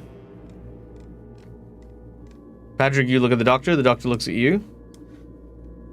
I'll just be like, I was trying to get some help, and I thought that this was where the doctors were, and I don't know what just happened. I just tried to go through the door. Make a deception check. All right. And we have divine healing on Dante. Dante, you are... Wait, no. On Dante? Dante doesn't have it. Dante doesn't need it. Do you... Dante doesn't need it. The one that needs it is either Holly or Agnes. Holly and Agnes are both dying. We're the two that need it. Holly. Holly, you are arisen. You are wounded 1, but you're on full health again. We'll come to that in a moment. But let's see what this bluff check does. So that's a 24. Let's see. Where are you at? Oh no, where are they at? There we go. Okay, so that is a plus. Okay, there we go. Oh, God damn it. Oh, quick. Oh, wait, yeah. You rolled in that 20. Yeah. All right. As he looks over to you, he reaches at you and casts silence. Okay. All right, we're gonna go into initiative. There's a very good reason why he did this, I think. You think? All right, let's see. Silent spell, silent spell. What do you do in 2nd edition? Here we go. Target makes no sound, preventing the creature from making noise or using it or hearing with other senses alone. Target cannot use sonic attacks, nor can it use actions with an auditory trait. Prevents it from casting spells, including verbal components. That's why he did it. Yep. So he has cast silence on you. Probably because he is very confident about his physical skills. Holly, you are on full health, but as you do so, before we jump into that, as you lose consciousness, Holly, you find yourself in what looks to be a hellish landscape. Oh. Intense fire burns from all around you. You hear the sounds of screaming and pain from all angles. And as you do so,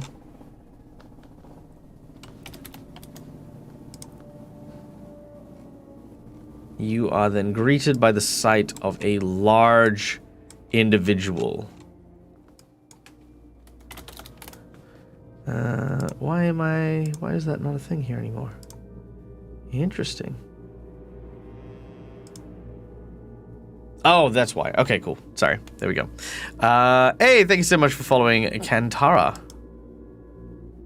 Just waiting for my music to catch up with my... There we go. All right. Holly. As mentioned, surrounded by flames, sounds of torture. And standing before you is this individual.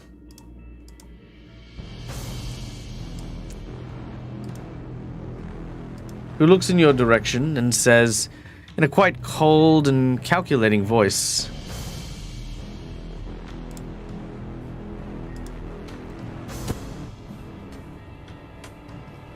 Well, hello, my dear. I was not expecting to see you so soon. Welcome, welcome. There is always a place at the table for one who's willing to make a deal. Okay, well, see, I made the deal, but there's a lot of stuff going on, and it would be really nice if maybe you could help me go back and help finish the stuff. I see. Well, if you were perhaps maybe associated with the Sandman, then maybe this would all be a bad dream and I would send you back to where you came from. But Mr. Sandman isn't here for you. He's here for me. Welcome, Raiders.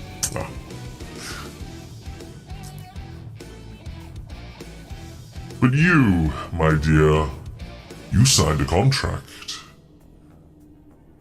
I did sign a contract, and I am fulfilling the contract. Good. And I hurt a bunny to do the divine font for you. So I didn't want to hurt the bunny, but I hurt the bunny, and I'm doing everything that I'm supposed to. So and I know that you believe in following the law, and these people are breaking the law. So I want to take care of the people that are breaking the law. You do talk a lot, don't you? Yes, I do. I like that. The double speak was invented by me, and I do love to hear it being used so eloquently. The Fae have a certain affinity for it. Muddle everything up with as many words as possible, and surely no one would pay attention to the fine print. You have the makings of a great Asmodean cleric, young Holly. I think I want to say thank you, but I'm not sure. But thank you. Do not worry. Your soul is not for me to claim today. But there is an addendum that needs to be made here. For you see, your life ebbs and drips from your body as we speak. And, well, quite frankly, the city of Korvosa doesn't belong to that filthy harlot Urgathoa. It belongs to me. And I would love to take care of Agathoa for you. And that Yes, is exactly what but I the want to problem is this trifling stipulation that if you die, your soul ends up here. And, well, you are on the verge of death as we speak. And I can't break my contract. And at the same time, I can't let you simply leave. So here is an addendum. This event of your near death can be restored at a price. Quite a simple task, really. All I need you to do is place this silver bullet among the belongings of your dear friend Patrick. That is all. Nothing more, nothing less. Simply providing ammunition covertly, mind you, to your friend. So I give him a bullet and that's it? Without his notice, yes. Okay, but what happens if I get caught and I don't mean to get caught? Like, cause I'm not as stealthy as I used to be because I sound... Get caught. Well, yeah, but I still need to know what would happen. Then you would fail the contract. And you don't want to fail the contract. No, that would be bad. So all I have to do is, without Patrick noticing, put this bullet in with his stuff, and that's it? That's it. Okay, I'll do it. Wonderful. Just sign the dotted line, as always, and you'll be on your merry way back to play the hero. I look over the contract and the addendum. Does it say anything besides what we just talked about? Okay. Holly will sign on the dotted line. All right. As you sign on the dotted line, no sooner than you had finished swirling the letters around, your body is engulfed in flames, and you are transported yet again from hell back to the cold stone floors of the temple that you found yourself in.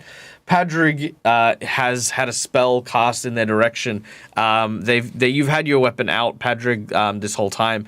But as you've reached out for it, Holly, you can, sort of see this all unfold as we get into it. Now, real quick, because of course we have our raiders who just came in with Mr. Sandman. We'll go. Is everyone good to go for another 15 minutes? Sure. Yeah. Mm-hmm. Cool. All right. I'm good. Sweet. Okay, so in a nutshell, what is happening here? The city of Korvosa is under the influence of a plague. It is running rampant. Our group has found out that an evil cult of Urgathoa, the goddess of disease, is responsible. They have found out that people have been taken to this place known as the Hospital of the Blessed Maiden, and they are currently infiltrating it to try and find out what happened. In order to do so, Dante, our druid kitsune, has pretended to be sick by actually making themselves sick and have been brought down into a secret sub-basement. All of our heroes have followed the tracks of Dante and have entered the sub-basement as well, but have triggered a trap on a door which have used giant scythes to injure both Agnes, Holly, and Padrick. Holly and Agnes both having gone down, Holly having a divine intervention coming in from our audience members. Mwah! Thank you for that one. Has been restored to full health thanks to the power of Asmodeus.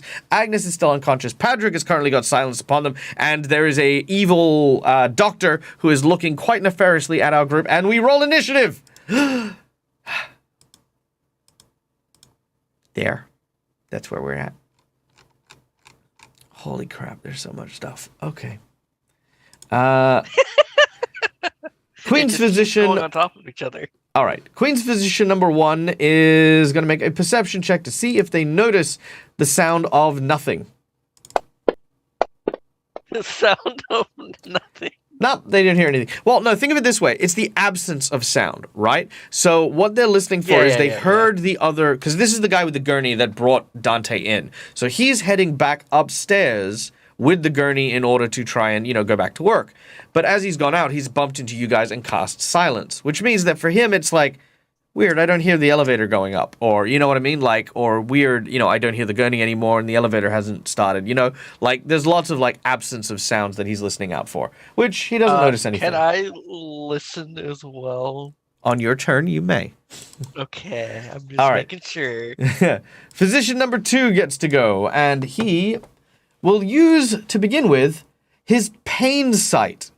And he looks for any injuries that you currently have, Patrick, which, of course, you now have quite a nasty wound.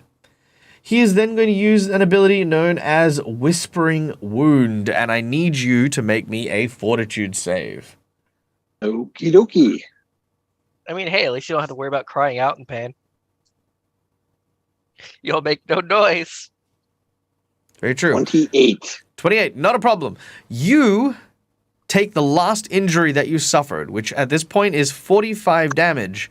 With your fort save, you halve that. So 45 damage becomes 22 damage. And that is all he does. As you watch the wound from the sides on the trapdoor suddenly burst open and spray you again. But that is all of his actions. Let's get some battle music going, shall we? Yeah. Battle music, battle music. Here we go.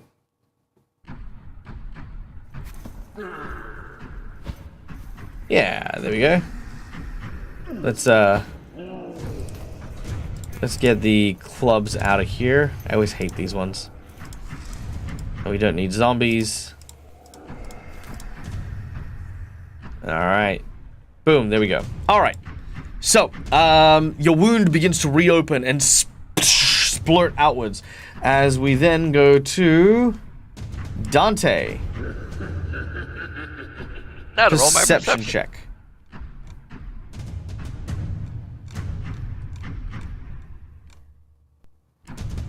Oh. Unfortunately, gotta use hero point. you want to use your hero point? All right. Reroll. Let's do the reroll. Much better.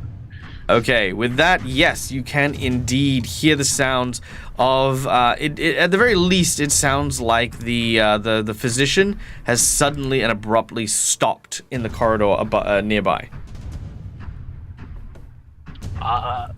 Because he's not suspicious too much of anything yet, so he's just gonna be listening more.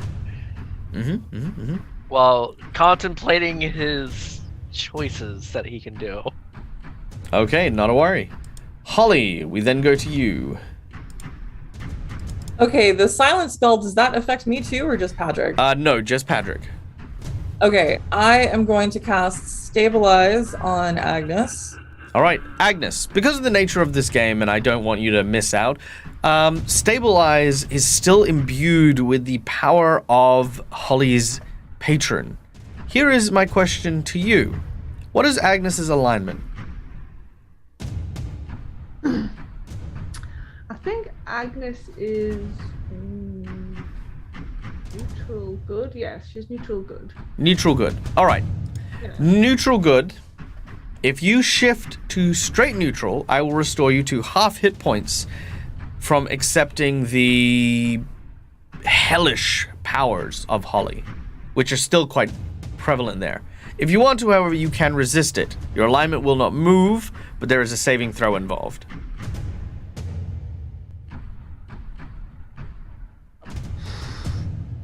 I think Agnes would instinctively just resist if Okay. she felt like It definitely feels like a befoulment. You know what I mean? Yeah. Like, it definitely does not feel good. All right, make a will save as you attempt to resist. Also, very quickly, welcome in Ishiro. This adventure is an adventure path. It is a first edition adventure path, Curse of the Crimson Throne, which I've converted to Pathfinder 2nd edition.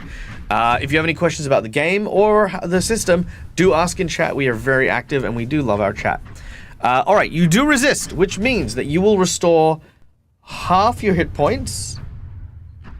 Quarter of your hit points, which is 32, 16. So you've restored 16 hit points.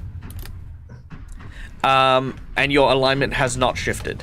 So Holly, as you've reached down, fire licks at your fingers and engulfs Agnes for a moment.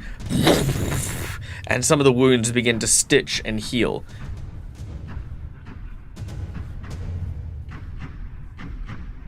So that is 2 actions to cast your stabilize, I believe.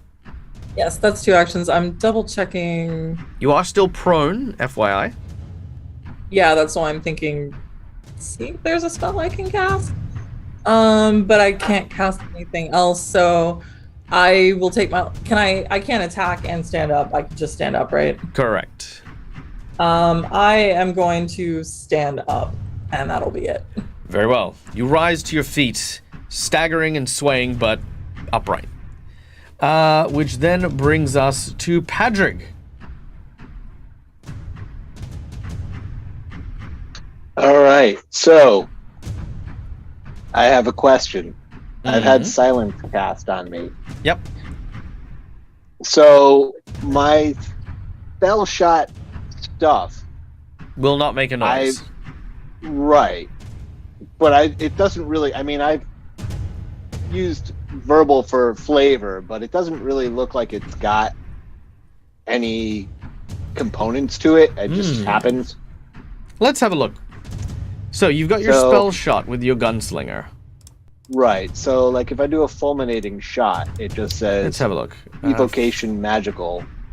But it doesn't say it's got a verbal or somatic component.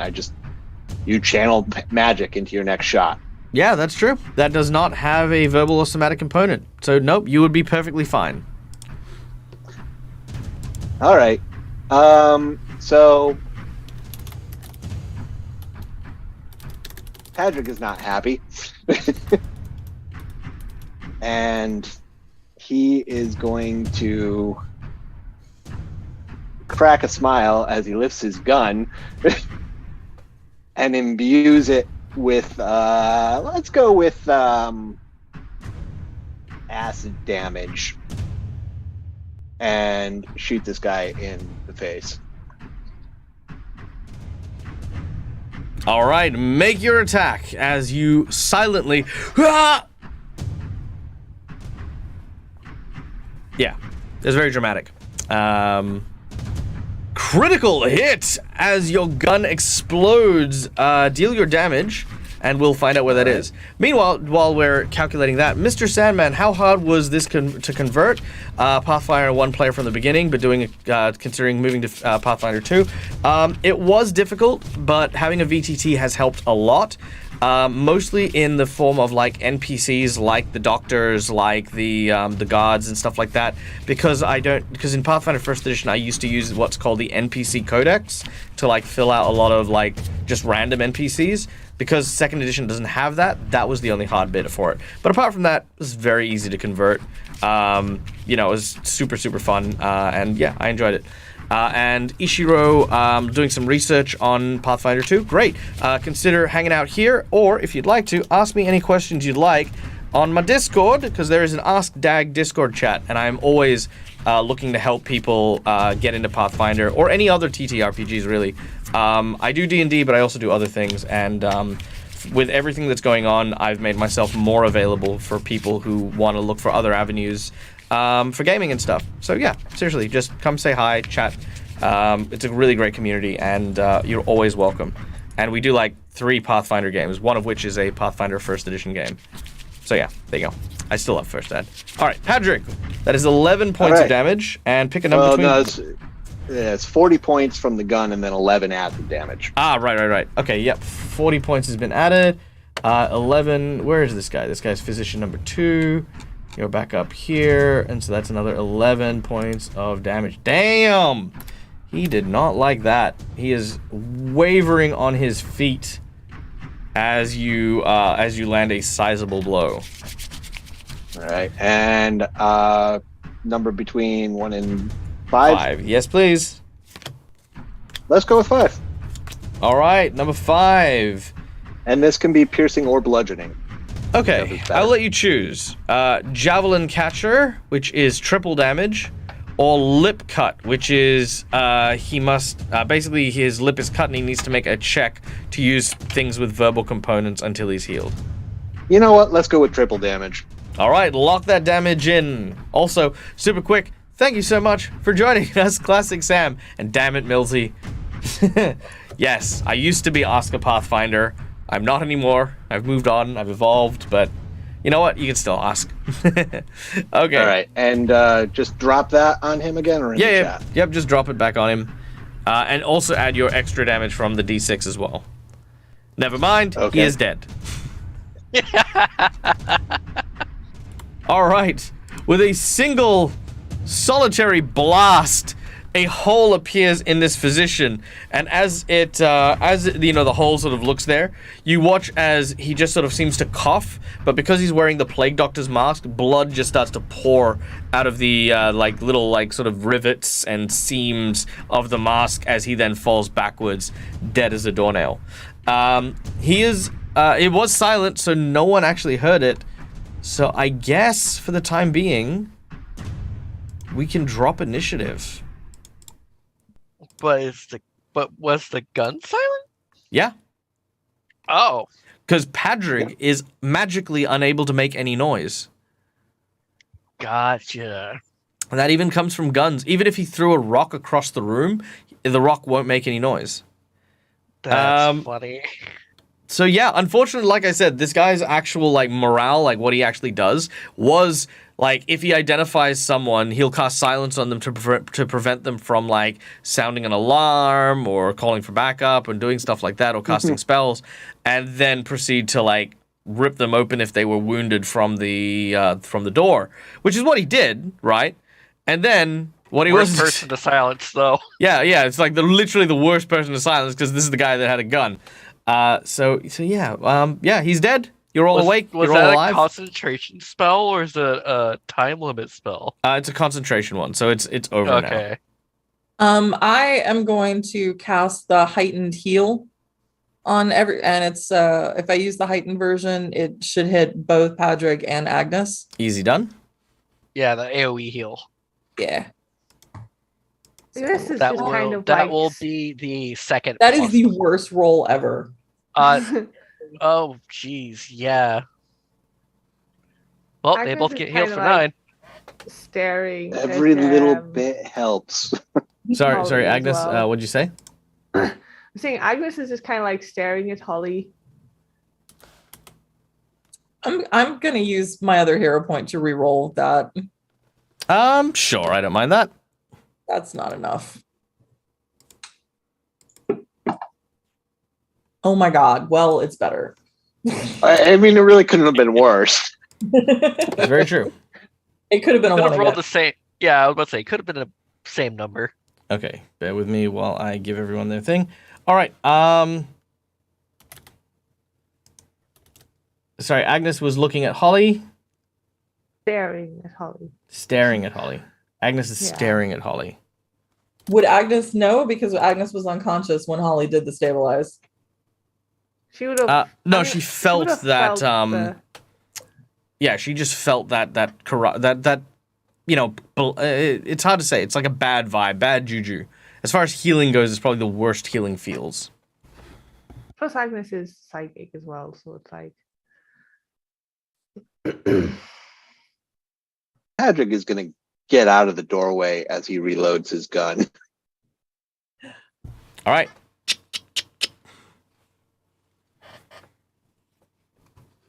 And just kind of, I really, really should have made time to go pick up some of those healing potions. Damn. Yeah. That would have been good. All right. Check for traps for now. These doors. The door is trapped, but the trap has been sprung. Yeah. Going forward for doors. All right. Wait, hang on a moment. Wait, before you go anywhere. And Agnes is going to cast Soothe upon Patrick. Oh, thank you. That's much better. I don't know. I mean, the Sayas were bad enough, and then I don't know what the hell that guy did to me, but it was not good. Oh yes, the size. Doctor my ass. All the way back.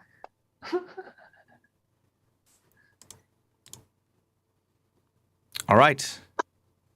As you make your way back to the rear of the room,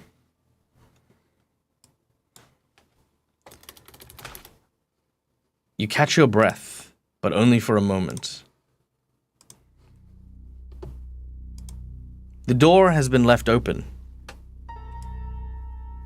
And out of view, you see a person stepping forth.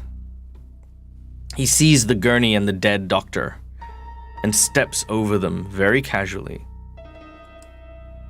and looks in your directions. There's nowhere to really hide in this room.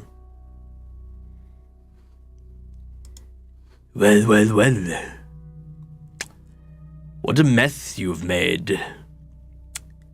Terrible, really. Let me guess. You're here to try and stop whatever's happening. Oh, don't worry. I have no intention of getting in your way. You see, I've been doing my own work in this city, and I do not appreciate other people tampering with it and exuding their own grand design on my hometown. I'm as proud of Korvosa as the next person, and the concept of outsiders coming in to ruin things sickens me. Sickens me more than my rage, my anger at the few people who stand before me, who killed my father. Oh, come now, don't act so surprised. I knew the moment your kitsune friend walked in who you and your friends were. I am Rolth Lamb, and I believe we need to talk.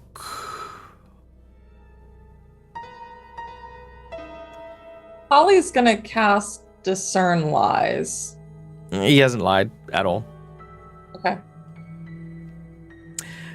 For those of you who remember, Gadrin Lamb was the first villain you encountered.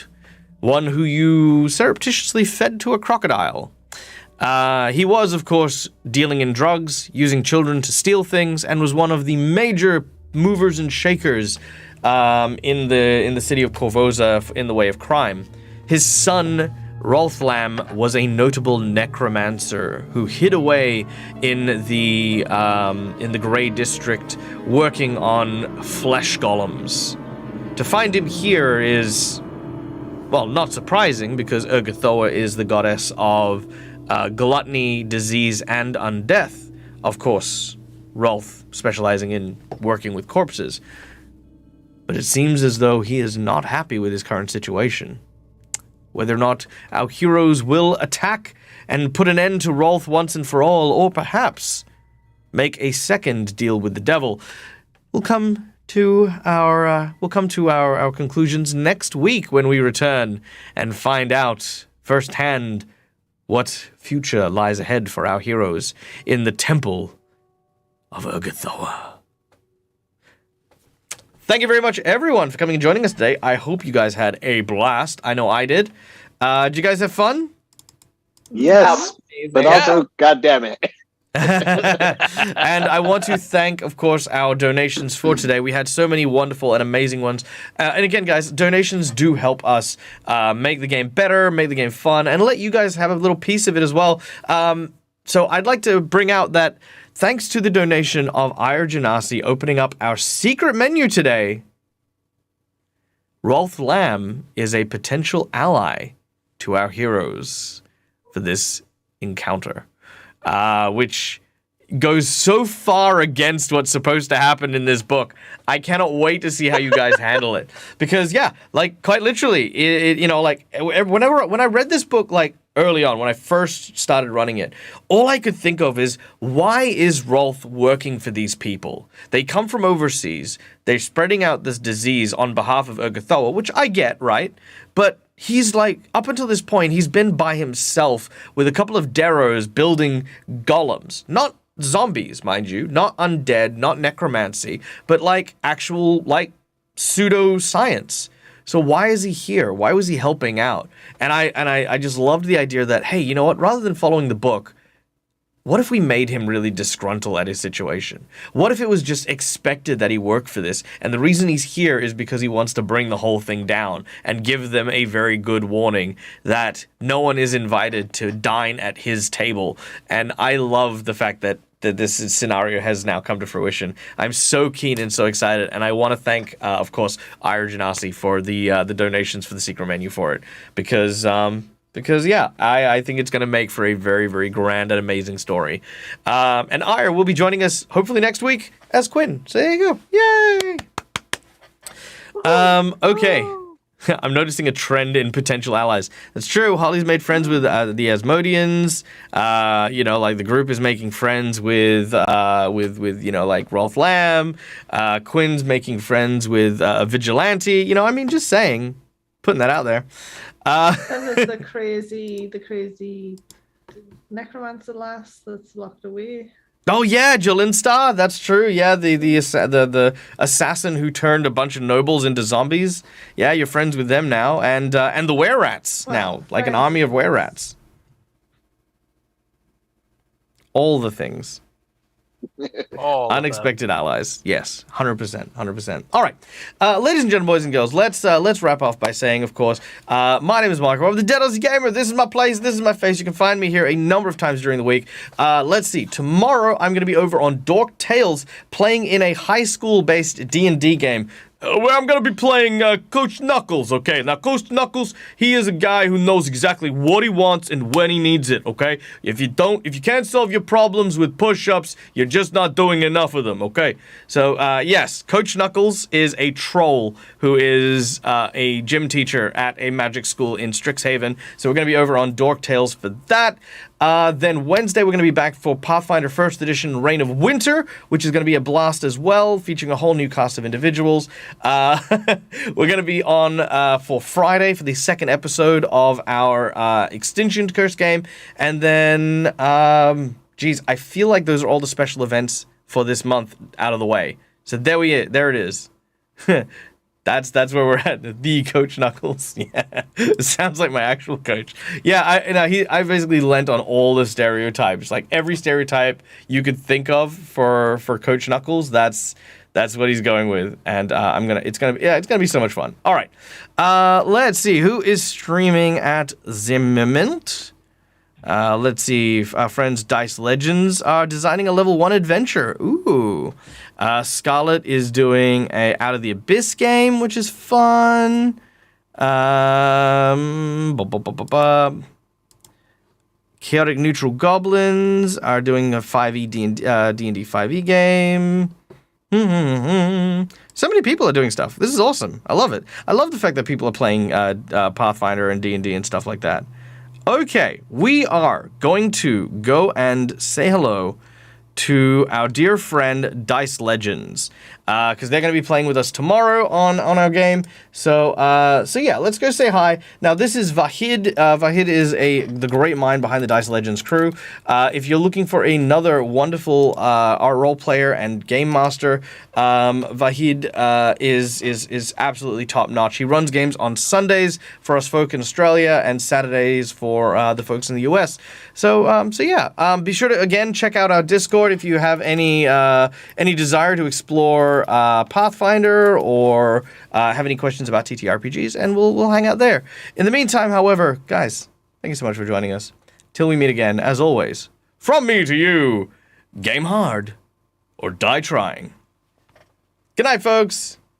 Hi, everybody.